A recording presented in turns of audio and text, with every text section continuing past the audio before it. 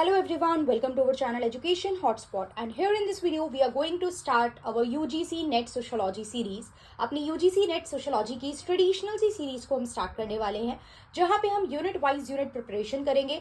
बहुत से student UGC NET के रिगार्डिंग पेड क्लासेस की बात कर रहे थे, बट एज आई इन्फॉर्म कि हम लोग कोशिश करेंगे कि हम यूट्यूब पे ही अच्छे लेवल पे कंटेंट कवर करें। नोट्स यहाँ पे आप लोगों को नोट्स के थ्रू हैंड रिटन मैं समझाऊंगी। देखिए ये नोट्स डायरेक्टली आप लोगों को PDF नहीं शेयर की जाएगी, सो यहाँ पे मैं आप लोगों को बस समझाने के लिए इसको यूज करूंगी। You can make your notes by yourself, आप खुद बना सकते हैं या फिर नोट्स के लिए विल प्लान समथिंग कि हम क्या कर सकते हैं, राइट। तो यहाँ पे हमारा जो 4th यूनिट है वो है रूरल एंड अर्बन ट्रांसफॉर्मेशन। हम पहले यहाँ से शुरू कर रहे हैं। ग्रामीण एंड जो शहरी क्षेत्र थे वहां पे जो बदलाव आ रहे थे, कैसे बदलाव आ रहे थे, वहां के लोगों की क्या परेशानियां, क्या दिक्कत थी और कैसे ये सब्जेक्ट सोशियोलॉजी में इंक्लूड किया गया। देखिए जब आप ग्रेजुएशन या पोस्ट ग्रेजुएशन करते हैं ना तो there is a separate subject. कई बार आपका एक सेमेस्टर में सेपरेट सब्जेक्ट आता है रूरल सोशियोलॉजी नाम से और अर्बन सोशियोलॉजी नाम से। ये अपने आप में एक सेपरेट सब्जेक्ट दिया जाता है आपके BA एंड MA में, तो इसका बहुत ज्यादा वाइड स्प्रेड एक तरीके से स्कोप है। लेकिन यहाँ UGC नेट में इसको कंपाइल करके बस एक ही यूनिट में आपको मेंशन किया गया है। तो हम एक बार देख लेते हैं कि यहाँ पे क्या चीजें डिस्कस की गई हैं। So sorry for that, actually that's my dog roaming here and there in between the video. चलिए तो अब देखते हैं। सबसे पहले यहाँ पे हमारे पास एक टर्म आता है रूरल सोशियोलॉजी। बेसिक से मीनिंग स्टार्ट करते हैं। देखिए सोशियोलॉजी का मतलब होता है स्टडी ऑफ सोसाइटी। जब भी हम सोशियोलॉजी की बात करते हैं तो हम देखते हैं कि हम सोसाइटी की स्टडी कर रहे हैं। सोसाइटी में जो लोग हैं वो किस तरीके से ग्रुप फॉर्म कर रहे हैं, किस तरीके से आपस में इंटरेक्ट कर रहे हैं, राइट, उनमें क्या चेंजेस देखने को मिल रहे हैं। और जब साथ में आप ये वर्ड अटैच कर रहे हो इसका मतलब आप रूरल एरिया में ये चीजें ऑब्जर्व कर रहे हो। पूरी सोसाइटी में नहीं, ओनली रूरल सोसाइटी की हम बात करते हैं। तो ये एक सिस्टमैटिक स्टडी हो गया आपके गांव का, ग्रामीण क्षेत्रों का। वहां के आप इंस्टीट्यूशन देखोगे, इंस्टीट्यूशन जैसे कि वहां फैमिली कैसे वर्क करती है, वहां मैरिज के क्या पैटर्न है, वहां पे लोगों के बीच किस तरीके के रिलेशनशिप हैं, क्या एक्टिविटीज वो परफॉर्म कर रहे हैं, कैसे वो इंटरेक्ट कर रहे हैं और क्या सोशल चेंज का प्रोसेस है। तो ये हो जाता है आपका रूरल सोशियोलॉजी का बेसिक सा meaning. We are not going into definition in depth, कुछ भी अभी हम नहीं जा रहे, जस्ट एक मीनिंग देखा है अभी हमने। उसके बाद यहाँ आ गई है डेफिनेशन। 1-2% क्या बोलते हैं इसके बारे में मैंने डेफिनेशन लिख दी है यहाँ पे। According to Sanderson it is the sociology of rural life in the rural environment. वहां पे गांव के क्षेत्रों में लोग कैसे जी रहे हैं, उनकी लाइफ क्या है उस पर्टिकुलर एनवायरमेंट में रह के, राइट। देन नेक्स्ट हम देखते हैं बर्टेंट से it is the study of human relationship in rural environment. वहां पे ह्यूमन सोसाइटी, रूरल सोसाइटी में जो लोग हैं उनके बीच में आपस में क्या रिलेशनशिप है, what relationship they are sharing, they are interacting, how they are interacting, ये सारी चीजें हम इसमें ऑब्जर्व करते हैं। देखिए मतलब वही है कहीं ना कहीं जो मैंने जनरल मीनिंग में बताया, लेकिन सबने अपने पॉइंट ऑफ व्यू से इसको रिप्रेजेंट करा है, राइट। फिर आता है AR देसाई क्या कहते हैं। तो according to him it is the science of rural society. उसकी साइंस है, ग्रामीण क्षेत्रों की एक तरीके से साइंस है। क्योंकि आप देखते हो, अगर आपने डिटेल में प्रीवियस यूनिट के बारे में आपको नॉलेज है, हम पढ़ेंगे भी कि सोशियोलॉजी को भी हम लोग एक साइंस कैटेगराइज करते हैं।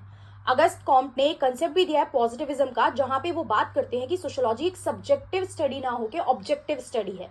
ऑब्जेक्टिव रियलिटी को वो समझाते हैं अपने पॉजिटिविज्म के कंसेप्ट के थ्रू। तो यहाँ पे भी इन्होंने बोला कि ये साइंस ऑफ रूरल सोसाइटी है। It is the science of laws of the development of rural society. यहाँ पे हम देखते हैं कि किस तरीके से क्या वो लॉज हैं, क्या वो पैटर्न्स हैं, क्या वो तरीके हैं जिस तरीके से रूरल जो सोसाइटी है उसका क्या हो रहा है, उसका डेवलपमेंट देखने को मिला over the period of time. जैसे आज की डेट में जो पहले रूरल एरिया हुआ करते थे वहां पे जो रिलेशनशिप हुआ करते थे वो आज एग्जिस्ट नहीं करते हैं। पहले वहां पे जो पैटर्न थे वो आज नहीं है, राइट। वहां पे मतलब आप देखोगे बहुत सारे सोशल मूवमेंट हुए हैं, बहुत सारे लैंड रिफॉर्म हुए हैं, तो वो सब हमारे इस चैप्टर का, पर्टिकुलर चैप्टर का पार्ट बन जाते हैं। क्योंकि रिफॉर्म के बाद, बदलाव के बाद ही तो चेंज हमें देखने को मिलता है, राइट। उस बदलाव के बाद ही तो हमें चेंज देखने को मिलता है। तो दिस इज द थिंग जो हमें इस चैप्टर में आगे डिटेल में पढ़नी है। अब थोड़ा सा यहाँ पे फैक्चुअल चीजें बताइए कि इसका इमर्जेंस किस तरीके से हुआ, right, how this particular subject emerge. ये हम एक बार देख लेते हैं कि सबसे पहले तो ये देखिए इंडिया में इमर्ज हुआ नहीं। जैसे सोशियोलॉजी की भी जब हम बात करते हैं तो वो यूरोप में इमर्ज हुई, इंडिया में तो इमर्जेंस बाद में हुआ है ना। तो इसी तरीके से ये जो रूरल सोशियोलॉजी की बात करते हैं ये भी USA में इमर्ज हुई थी। कंट्री लाइफ कमीशन थी जो appointed in America to study. ये एक कमीशन अपॉइंट की गई थी, क्यों अमेरिका में अपॉइंट की गई थी, क्यों कि वहां पे जो रूरल सोसाइटी की सिचुएशन जो इतनी खराब है, डिग्रेड हो रही है, उसके क्या रीजन है, इसको ऑब्जर्व करो, राइट। इस कमिटी ने अपनी फाइंडिंग जो है वो सबमिट की थी अमेरिकन सोशियोलॉजिकल सोसाइटी को 1912 में। इसको अपॉइंट एक स्पेसिफिक पर्पस के लिए किया गया था कि रूरल सोसाइटी में जो डिग्रेडेशन आ रही है, जो डाउनफॉल आ रहा है, वो क्यों आ रहा है, आप उसको ऑब्जर्व कीजिए। एंड देन इसने अपनी रिपोर्ट सबमिट की 1912 में। अब कुछ सोशोलॉजिस्ट जैसे कि James Michael William, Warren H Wilson, right, Newell L Sims, इन्होंने कंट्रीब्यूट करा था अमेरिकन रूलर सोसाइटी को स्टडी करने के लिए। अब ये कैसे इमर्ज हो रहा है ना, क्या क्या इसके पीछे के फैक्टर्स हैं ना, एक तरीके से आप देखेंगे ये यहाँ पे हमें एक्सप्लेन किए जा रहे हैं। So this we will see. आगे फर्दर देखते हैं क्या है यहाँ पे चीजें। फिर फर्दर अगर हम देखें तो 1917 में एक नया डिपार्टमेंट जिसका नाम रूलर सोशोलॉजी था वो ओपन करा गया। अब देखिए एक सेपरेट डिपार्टमेंट ही ओपन कर दिया इस पर्टिकुलर सब्जेक्ट से कि इस चीज को अलग से स्टडी करने की बहुत ज्यादा जरूरत है, इसका स्कोप बहुत वाइड है, इसको हम मिक्स करके चीजों के साथ नहीं पढ़ सकते, तो इसका एक सेपरेट डिपार्टमेंट बना दिया गया रूलर सोशोलॉजी नाम से। It was open in American sociological institute for the survey study and research of rural area, कि आप क्या करो, रूरल एरिया की सेपरेटली सर्वे करो, स्टडी करो और रिसर्च करो। फिर फर्दर 1936 में हम देखें तो एक क्वार्टरली मैगजीन आई जिसका नाम रूलर सोशोलॉजी था।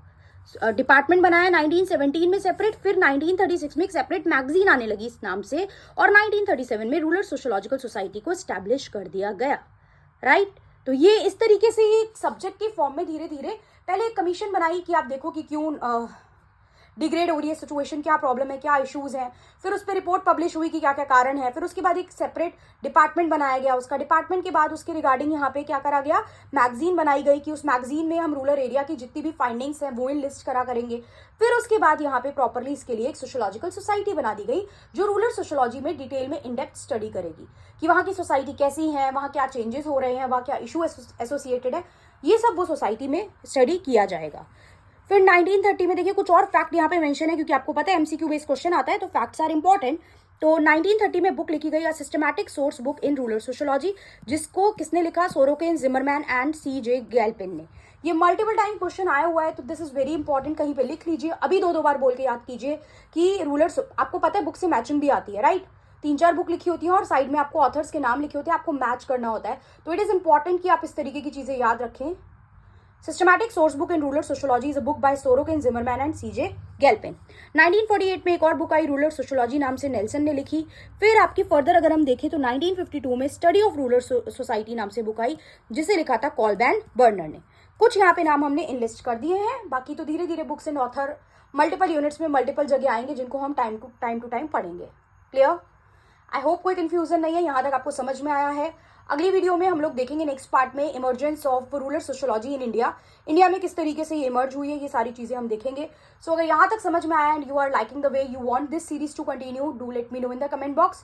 कमेंट करके बताइए यस इसको हम इस तरीके से कंटिन्यू रख सकते हैं, सो दैट मैं इस तरीके से और वीडियो बना के आपका पूरा syllabus within the time complete कराऊं एंड आप लोग एक अच्छा स्कोर अपने एग्जाम में कर पाएं और बेसिक कंसेप्ट आपके साधारण सी भाषा में हम लोग क्लियर कर पाएं। Okay, so that's all. Thank you everyone. See you in the next video with a further topic. Till then, stay tuned. अगर कोई नया है तो चैनल को सब्सक्राइब कर लीजिए. Try to share this channel with as many people as you can. So, thank you everyone.